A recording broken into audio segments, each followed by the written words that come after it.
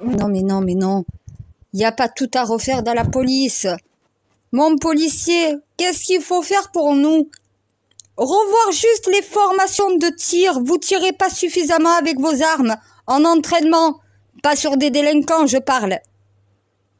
Vous vous entraînez pas assez en tir. Manque d'entraînement et de précision dans vos séances de tir. Je vous ai pas dit la formation complète. Je vous ai dit la formation de tir pour beaucoup est à refaire. Vous n'avez pas suffisamment de temps pour tirer avec vos armes. Mais quand le gouvernement vous fait faire tout et n'importe quoi, voilà, vous n'êtes pas là pour remplacer les parents, vous n'êtes pas là pour remplacer l'État non plus. Policier est une fonction qui est détaillée dans votre code du travail. Vous devez faire uniquement ce que le code du travail vous dit que vous devez faire. C'est dans votre fonction. Tout le reste, c'est pas à vous de faire. Non, la police n'a pas à éduquer. Elle doit faire appliquer la loi et présenter à la justice ceux qui désobéissent. Par contre,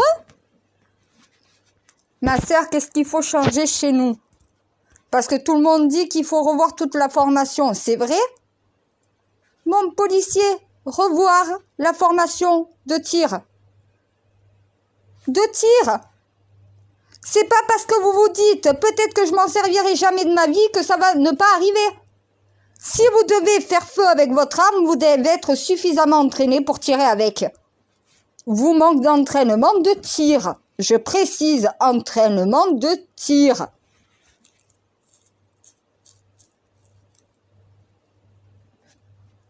Oui, je sais, je suis pas bien. La clim. Non, mais il y en a qui sont malades. La clim à 16 degrés, il fait 40 dehors. Non, mais il faut être carrément malade. Clim à 16 degrés en plein été quand il y a canicule et qu'il fait plus de 40 dehors. Non, mais franchement, faut être con. Ben oui, moi voilà, j'ai mal aux oreilles, j'ai mal à la gorge. Je commence à avoir mal à la tête, la clim. Coup de froid. Parce que chez moi, je suis à température ambiante. Dehors, je suis en température ambiante. Quand tu rentres dans une pièce qui est trop réfrigérée, il y a une variation de température et boîte. C'est ce que je dis à tout le monde depuis 3 jours de pas faire. Arrêtez avec vos putains de clim. Sortez un ventilateur. Déjà, ça sera plus économique. Non, mais ils veulent faire de l'écologie avec des clims. Quand il n'y a pas de froid en été, tu n'as pas à mettre de froid en été. Du frais, pas du froid. 16 degrés. 16 degrés. Et après, je lui dis, mais quand tu sors de chez toi, t'as pas chaud? Il me dit, oh, je crève de chaud dehors. Mais t'as 16 degrés, malade. 16 degrés, est-ce qu'il fait 16 degrés dehors? Quand tu sors, tu t'imagines la variation de température pour ton corps? Il m'a dit, ah ouais, d'accord, c'est pour ça que j'ai chaud. Ben oui, je lui ai fait éteindre sa clim. Il me dit, oh, mais il fait chaud, là. Oui, eh ben, quand tu viendras me raccompagner à ta porte, tu verras s'il fait toujours aussi chaud. Ben, quand il m'a raccompagné, il m'a dit, oh, il fait meilleur dehors que chez moi. Mais parce qu'au final, t'as arrêté ta clim. Eh ben oui, quand je lui ai arrêté la clim, il a vu la chaleur de son appartement. Puisqu'il n'avait pas de clim, il n'a pas de ventilateur. Je lui ai fait ouvrir les fenêtres. Non, mais il a la chance d'avoir de l'ombre et d'être bien exposé. Au lieu d'ouvrir les fenêtres là où il y a de l'ombre, il préfère mettre sa clim à 16. Ils sont fadas. Non, oui, je suis pas bien. Pourquoi tu le ressens? Coup de froid. Tu transpires dans les oreilles, tu pourras un coup de froid dans l'oreille, la transpiration se met à geler et c'est une otite. Même chose avec les amygdales. On n'est pas en hiver. 16 degrés, c'est une température d'hiver, pas une température d'été. Il est malade. Il me dit, ah, mais c'est pour ça que je ne supporte pas la température. 16 degrés, non mais t'es malade, frère. Je lui ai dit, 16 degrés, qu'est-ce que tu veux qu'il fasse plus chaud dehors? C'est normal que tu as l'impression qu'il fait plus chaud dehors. Il fait 16 degrés chez toi. Si tu mets ton appartement à 26 degrés, quand tu sors dehors, tu as quelques variations de température. Et encore 26, quand tu as 40, c'est pas bon. Eh ben moi maintenant, je vais choper la crève. C'est bien, je vois mes enfants vendredi. J'espère ne pas être malade. Parce que chez moi, j'ai pas de clim. Ma mère, elle en a une. Je lui ai dit, arrête de la mettre. Déjà, sa clim, elle fuit. C'est bien, les économies. Une clim qui fuit, c'est une clim défectueuse. Une clim, ça fuit pas normalement. T'as pas d'eau qui coule dehors. Parce que la norme est bien positionnée, elle est bien placée. Quand elle fuit, c'est que ça coule. Si ça coule, c'est qu'il y a un problème. Ça a été mal placé. Ou pas assez bien, ou les joints pas assez serrés. Donc voilà, je sais pas. Mais à un moment donné, il faut réfléchir. Elle me dit, mais ça coule, on m'a dit que c'était normal. Mais quand tu as de l'eau qui coule d'une clim, techniquement, c'est que ta clim a été mal posée. Normalement, ça coule pas.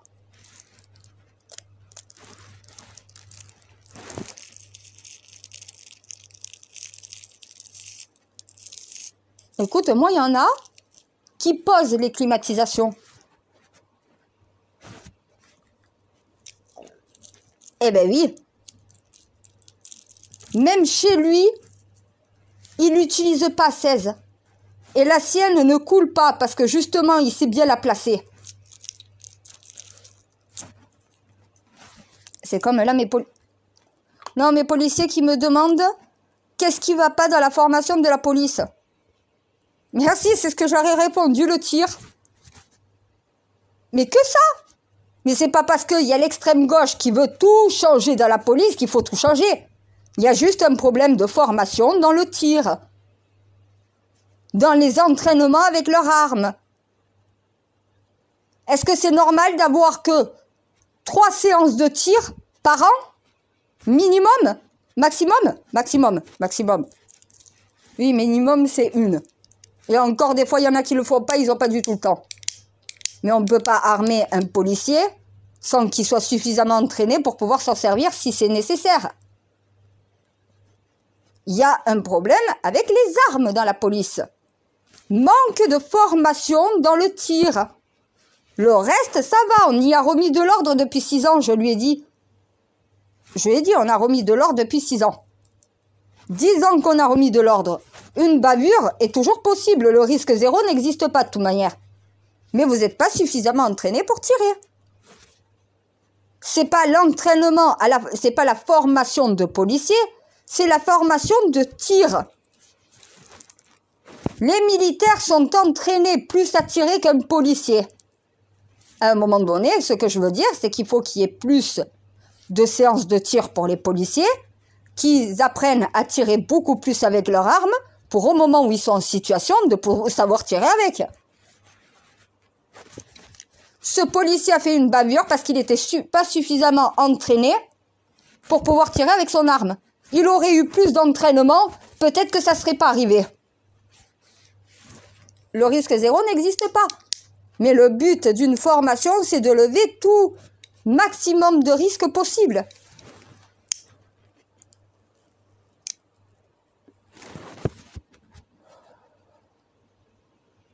Et il va falloir aussi peut-être mettre des condamnations beaucoup plus lourdes à ceux qui foncent sur un policier pour vouloir l'écraser en délit de fuite. Peut-être que les policiers auraient moins peur. Parce qu'ils savent que s'ils utilisent leur arme, on va leur taper dessus. Et que sinon, s'ils font rien, ils se font tuer. À un moment donné, il faut des ordres clairs. On te fonce dessus, tu fais feu. On ne te fonce pas dessus, tu fais pas feu. Voilà. On ne te fonce pas dessus, tu laisses partir. Tu relèves le numéro d'immatriculation, tu relèves la voiture, tu as tes caméras piétons qui ont filmé les conducteurs, tu laisses partir. Si la voiture veut te rouler dessus, dans ces cas-là, tu tires. Et là, c'est un ordre clair. Il n'y a pas de volonté de tuer un policier, tu ne dois pas sortir ton arme. S'il y a la volonté, au final, de te foncer dessus et de te renverser, le policier a droit de tirer. À un moment donné, voilà. Le problème, c'est que Naël, s'il aurait foncé sur le policier, personne n'aurait rien dit. On aurait trouvé légitime que le policier défende sa vie, même si c'est un enfant qui est mort. Sauf que là, c'est pas dans ce contexte-là. Parce que ce policier a eu peur, parce que directement, ils imaginent qu'ils vont se faire rouler dessus. Et c'est soit eux, soit ces gens-là. Mais parce qu'il y a une psychose qui est rentrée. dans leur tête à tous. Du côté de la police comme des délinquants. Hein. Si je m'arrête, je me fais flinguer. Si je m'arrête, je vais prendre cher, on va me démonter. Si tu t'arrêtes, tu vas te faire arrêter. C'est tout.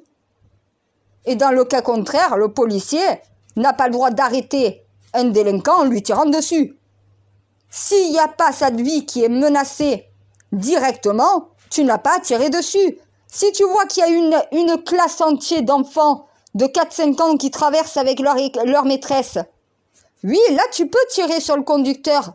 Tu as toute une classe d'enfants qui risque d'y passer s'il accélère. Tu as une raison. À un moment donné, c'est détaillé. Il faut tout simplement l'appliquer. Mais en étant suffisamment entraîné en ces situations-là. Quand je dis il y a un problème de formation, ils pensent que c'est toute la formation de la police. Non! Formation de tir. Leur travail, ils savent le faire, sauf qu'on leur demande de trop, il y a trop d'administratifs, donc ils s'y perdent. Faut moins d'administratifs. Faut revenir aux responsabilités d'un policier. Quelle est sa fonction? Quel est le code qui régit son emploi? On lui fait pas faire quelque chose qui n'est pas dans sa fonction. Est-ce que c'était la fonction d'un policier de contrôler si tu as fait tes vaccins ou pas? Est-ce qu'il est médecin? Non. Un médecin peut contrôler ta vaccination. Un policier, c'est pas son métier. Lui, c'est de contrôler tes papiers d'identité.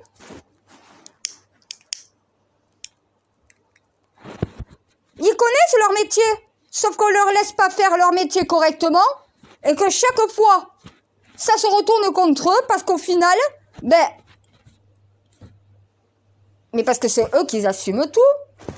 Ils doivent faire la police avec les parents, ils doivent faire la police avec les enfants, la police avec le gouvernement. Oh, au bout d'un moment, tu fais la police chez toi. La police a des ordres, a une fonction bien établie, bien définie par leur code du travail. Ils appliquent le code du travail. Pas ce que le gouvernement veut leur faire faire. Non, ce qui est dans leur fonction. Si ce que le gouvernement te demande qui n'est pas dans ta fonction, tu dis au président, va te faire enculer. Eh bien oui, c'est normal. Tu dis à ton ministre, va te faire enculer, je suis policier. J'ai bien regardé tout le cadre de ma fonction, ce que vous me demandez, j'ai pas à le faire, c'est pas ma fonction. À un moment donné, le policier, s'il est assez con pour être le larbin de l'État, c'est son problème. Quand ça ne correspond pas à tes engagements, à ta fonction, à ce que tu dois faire dans le cadre de ton emploi, tu ne le fais pas. Ça ne correspond pas à ta fonction. Contrôler les papiers d'identité, oui. Contrôler l'état de santé d'un patient, non. À un moment donné, le policier contrôle la carte d'identité, le médecin n'a pas le droit de contrôler ton identité. Par contre, il doit contrôler ton état de santé. Eh bien oui. Chaque fonction a son métier, chaque métier a sa fonction. Tu fais pas la fonction d'un autre. Voilà, chaque métier a un code du travail qui définit sa fonction, qui définit son métier. Si ce qu'on te demande sort du cadre de ta fonction et de ton métier, tu n'as pas à exécuter les ordres. Tu ne dois pas obéir à tous les ordres de l'État. Tu dois obéir à ceux qui correspondent à ta fonction.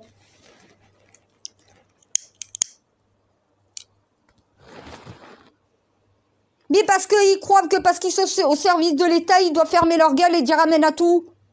Si ça ne correspond pas au code de ton travail, tu n'as pas à le faire. C'est que quelqu'un d'autre dans la société, c'est son devoir de le faire, pas le tien. Mais lors du pass vaccinal, du pass sanitaire, les policiers seraient assistés d'un médecin. Le médecin pourrait regarder la vaccination des gens. C'est son métier. Le policier est en infraction en réalité. Il n'est pas médecin. Il n'a pas prêté serment d'Hippocrate. Il a prêté serment de protéger et servir dans son métier en tant que policier. Le devoir d'un policier n'est pas le devoir d'un médecin. Un médecin a le droit de voir ton état de santé, de l'étudier. Un policier a le droit de voir tes papiers d'identité, de les étudier. Pourquoi ils sont obligés de passer par des médecins pour pouvoir faire des perquisitions, pour pouvoir faire des audiences? Pourquoi on t'assiste d'un avocat et d'un médecin? Parce que ton avocat est là pour te défendre, le policier est là pour t'accuser. Même si t'as rien fait, il doit te faire sortir de tes gonds, il va t'accuser, il va te faire planer le doute que tu as peut-être une responsabilité qui pense ça. Mais c'est pour te faire parler, c'est son métier. Ton avocat, lui, doit te défendre. Quand le policier t'accuse, l'avocat te défend. Est-ce que c'est le rôle d'un policier de défendre un suspect? La réalité est non. De défendre un innocent qui a été suspecté en disant cette personne n'a rien à se reprocher, c'est une chose. Mais il ne peut pas légitimer l'irresponsabilité d'une personne alors que ce n'est pas son métier. Son métier, c'est de faire une enquête et de donner des preuves à la justice. La justice, de savoir comment doit être jugée la personne. Est-ce que le policier est juge? Non. Le policier est enquêteur.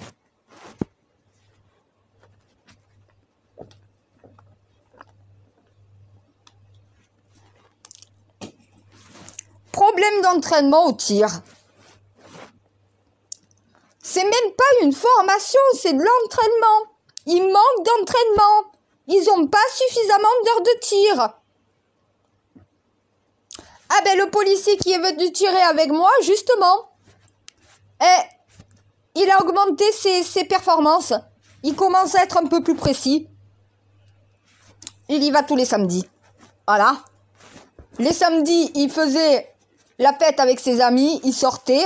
Et ben là, il passe une heure et demie à les tirer. Ça lui évitera de passer peut-être le restant de ses jours en prison. Voilà, c'est ça. C'est ce qu'il m'a dit. J'ai pas envie de finir en prison, accusé, alors que j'ai fait que mon métier. J'ai fait une bavure dans mon métier, certes, je dois l'assumer. Mais après, je travaillais pour l'État quand j'ai fait cette bavure. L'État est tout autant responsable que moi en réalité, puisque je suis engagé par l'État. Normalement, je ne devrais pas être jugé comme un citoyen normal. Mais oui, mais ce policier qui a été incarcéré pour calmer la grogne sociale. Parce que dans le cadre de sa fonction, de son métier, c'est une bavure au sein de ton métier. Il était dans l'exercice de ses fonctions. Donc c'est une bavure dans l'exercice de tes fonctions. C'est pas un homicide volontaire prémédité comme ça de quelqu'un qui n'est pas en fonction. Tu étais dans le cadre de ton métier. Tu dois être jugé en fonction d'un policier qui a fait une bavure, pas d'un citoyen qui a tué quelqu'un.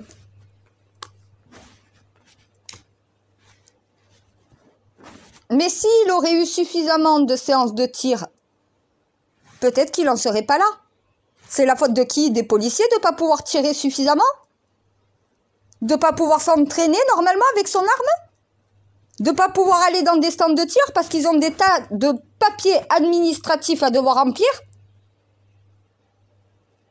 Déjà, si on les déchargeait de toute cette paperasse, ils auraient plus de temps pour faire leur emploi, ils auraient plus de temps aussi pour les entraînements. Voilà. Mais la police, dans la majorité, fait très bien son travail. Sauf que le problème, dans certaines situations, il y a un manque d'entraînement. Quand tu passes plus ton temps à remplir des papiers pour l'État, plutôt que de t'entraîner avec ton arme, faut pas s'étonner que le jour où tu fais feu de ton arme, il y a une bavure qui est commise. Manque d'entraînement. Ah mais ça, ils ont du mal à le comprendre. Hein. Là, j'y peux pas grand-chose quand même. Hein. Ah ben là, il va falloir réduire l'administratif pour permettre justement aux policiers de pouvoir plus s'entraîner. C'est pas compliqué quand même. Et il faut former beaucoup plus à l'école de police, dont rajouter quelques mois pour une formation de tir. Si tu as 3 mois de formation de tir, pendant ces 3 mois, tu vas t'habituer qu'à tirer avec ton arme. C'est pas 3 tirs, c'est 3 mois complets. C'est pas 3 séances de tir, c'est 3 mois complets. L'exercice n'est pas le même, l'apprentissage non plus. Tu apprends pas en tirant 3 fois avec ton arme. Par contre, tu apprends en tirant 3 mois avec ton arme. Tu apprends la précision. Tu apprends les positions de tir, les directions de tir. t'analyses, tu te formes. Il leur manque ça. Mais parce que Darmanin ne comprend pas qu'à un moment donné, de réduire les heures de formation, le problème que ça crée, c'est qu'il manque d'entraînement. La pratique, la théorie, non. Mais c'est l'entraînement après qui leur manque. Une fois qu'on t'a montré comment tirer avec ton arme, bien sûr que tu sais tirer avec une arme. Mais est-ce que tirer avec une arme, c'est juste le charger et appuyer sur la gâchette? Eh ben oui, non. Eh bien sûr que non, c'est pas que ça, tirer avec une arme. Faut avoir quand même le contrôle et le maintien de ton arme. Quand les policiers n'ont pas suffisamment de temps pour s'entraîner, voilà le problème. Manque d'entraînement, manque de formation au tir. Et ça commet des bavures après. Ben oui, mais leur moins d'administratifs et plus de séances de tir et il y aura moins de bavures quand ils se serviront de leur arme. Et ils auront plus de temps aussi pour pouvoir travailler sur les enquêtes. On appelle ça un cerveau, oui, merci mon Dieu, je sais.